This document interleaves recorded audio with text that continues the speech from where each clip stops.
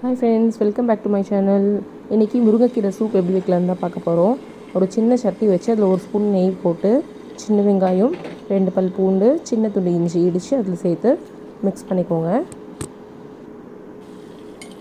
இதெல்லாம் மிக்ஸ் பண்ணி விட்டுட்டு நான் 1 கப் அளவு முருங்கைக்கீரை எடுத்து வச்சுருக்கேன் சூப்பு செய்கிறதுக்கு. அதை இதில் இப்போ ஆட் பண்ணிக்கலாம்.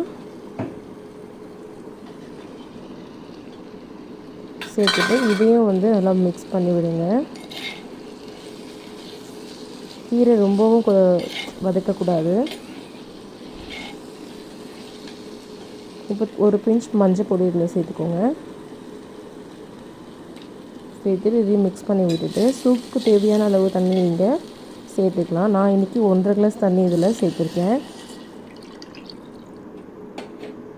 சூப்புக்கு தேவை எப்போவுமே சோள மாவு தான். ஸோ 1 ஸ்பூன் சோள மாவு எடுத்து அதை 2 ஸ்பூன் தண்ணி விட்டு மிக்ஸ் பண்ணி வச்சுருக்கேன். இதில் உப்பு சேர்த்துக்கோங்க. சோள மாவு மிக்ஸ் பண்ண தண்ணியும் இதில் 2 ஸ்பூன் சேர்த்துக்கோங்க. சேர்த்துட்டு நல்லா மிக்ஸ் பண்ணிவிட்டு இது கொதி வரட்டும். மிளகுத்தூளும் தனியாத்தூளும் இதில் கடைசியாக நம்ம சேர்த்து இறக்கணும். கேஸ் ஆஃப் பண்ணிவிட்டு அதை சேர்த்துக்கலாம். நல்லா ஒரு கொதி வரட்டும்.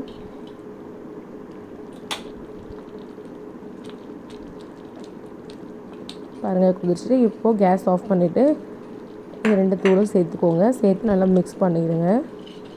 இந்த சூப் வாரத்தில் 2 நாள் உங்கள் குழந்தைங்களுக்கு இங்கே செஞ்சு கொடுத்து பாருங்கள், விரும்பி சாப்பிடுவாங்க.